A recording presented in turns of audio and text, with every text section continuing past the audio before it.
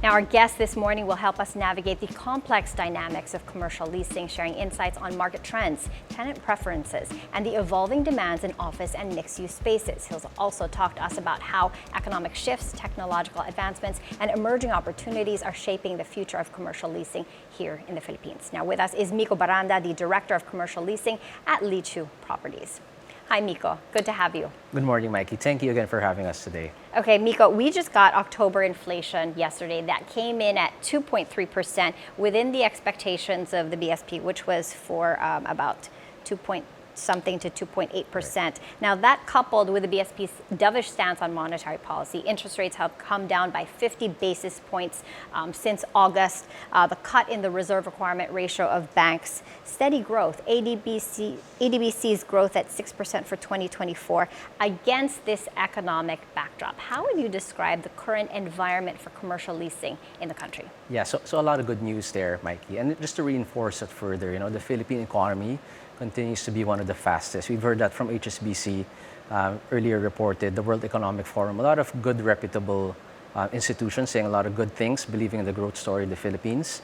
We track a lot of the growth drivers. The IT BPM sector today continues to be one of the largest driver for the office sector. They're at 1.8 million full-time employees, the largest employer in the entire Philippines, and that keeps on growing, and the roadmap is to grow that to 2 million, 2.2 million soon.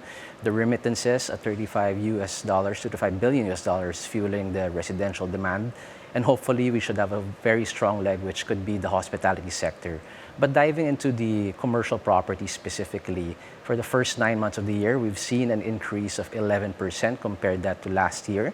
That's about 900,000 square meters of leasing demand. And what we've done also a little bit differently is really just to dissect the demand and understand it a bit better. What's motivating tenants to lease space? Okay, interesting. Dissecting that demand. You said that the main driver for growth in commercial leasing is still the IT BPO industry. IT BPM industry. Is that mostly on multinationals? How much of that mix is from the multinationals? Yeah. Of course. I think a large part still of the IT BPM industry is driven by the third-party vendors, but we do still see a lot of captive shared services that are already here, whether they're banks that are expanding, financial institutions. But what also we're witnessing as of recent months is that there are new players, new companies that are very big in the US that are looking at the Philippines to offshore, to outsource as a way to either save their bottom line, save revenues, and really just look at the Philippines as a potential place that they can scale their business in. Okay, that's interesting. You mentioned that the growth in commercial leasing, that's 11% year to date. Yeah. How does that compare from your targets for the full year 2024? I think we're on target. We've actually exceeded the target a bit. And usually the last 6 months, or at least the next 3 months, usually is the strongest when we look at the leasing activity year on year. So we expect to breach 1 million square meters by the end of the year. But again, I think what we're witnessing now is that tenants are not really just superficially moving from one building to another, meaning they're taking more space. It used to be flight to quality, and it's really just lateral growth. Now we're seeing companies that have adjusted in their work styles, and they're at the point in time that we're needing more space, and we're seeing that activity happen as of late. Okay, interesting. So the motivation for the leasing activity, for the growth, the 11% growth year to date, are these lateral movements, or are people really growing and expanding? Both. So there are lateral movements, meaning there are in buildings that are in grade B, or at least very old buildings, and they're looking at the opportunity now to upgrade their premises, seeing that there are ways to capitalize in the market today given the vacancy levels. And we're seeing that shift to more modern, new buildings, but at the same time, a lot of growth, a lot of tenants that are actually needing more office than what they currently have at the moment. What's the mix of people needing more office than what they currently have? There is the IT BPM sector, which is a main driver. There also used to be the POGOs, which was a main driver up until they got banned. In terms of traditional offices, who's taking that up? Yes, so for the first 9 months, a quarter of the traditional office demand is attributable to government companies or agencies specifically. So many of the government agencies that are in older buildings are now looking at the possibility of, well, some of them have already relocated into more new modern buildings, upgrading their lease premises, upgrading the branding. It really just, I guess, is a way to help them uplift the agency's brand and to also give promise to those that are trying to employ these agencies. Another thing I wanted to talk about, vacancy rates in the country. They've been elevated for the past 3 to 4 years at double-digit levels. In terms of supply and demand, what is your take on the vacancy rate situation in the country? Yes, so vacancy rates, they are at 17%, 18%, and it's been hovering in that level in the last 3 years. And the reason why that is that it's not because demand is slow. We've actually seen demand increase year on year, but also supply has increased at the same pace, meaning that many buildings that were supposed to be completed in 2020 or 2021 are all being completed in the last 3 years, all clumped up just because of the delays in construction, the COVID pandemic. So it's not because supply is demand is weak. It's because supply would just keep increasing, so it would cancel out the demand. Would you say? So we're not seeing it as a demand problem, but more of a supply issue, which we feel time will heal over. It will be healed over time. So given that most of the injection of supply have happened in the last 3 years, it cancels out every single square meter that's taken in the market. Hence, vacancies are flat. But what's promising is that we expect that supply will start to go down in 2025. And given that the trajectory of demand is in a upward trajectory pace, we will see vacancy levels start to taper off. Okay. That said, what's your outlook for prices, for commercial leasing rates?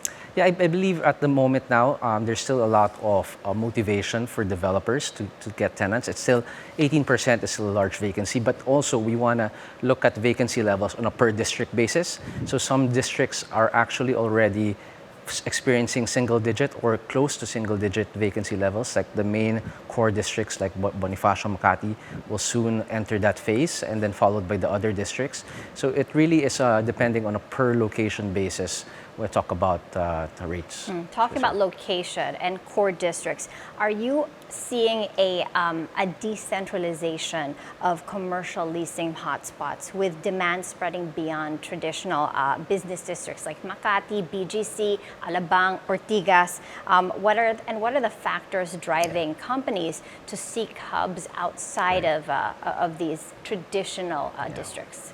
The trend's been happening for the last decade, where we've seen that's driven mainly by the IT BPM industry looking for new labor markets. It's all about talent, scalability, where they can operate in other districts and hire, let's say, new set of labor and talent. So we have seen that happening all over the countryside. No longer just also Cebu, not just Davao, in Visayas and Mindanao. Hence, given that the demand is there, we've seen that supply also, meaning developers are heavily investing in those places, either township developments, building proper office buildings, and that really just changes the landscape of these provinces also.